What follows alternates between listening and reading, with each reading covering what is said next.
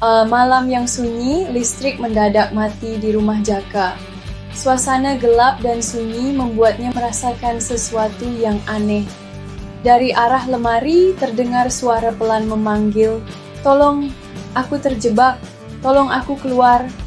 Dengan hati-hati, Jaka mengambil senter, tangan gemetar, dan mendekati lemari.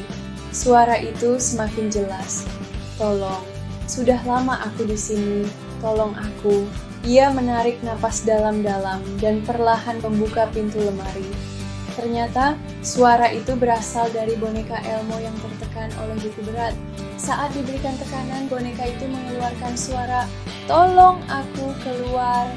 Boneka Elmo interaktif ini siap menghibur dan membuat permainan menjadi lebih seru.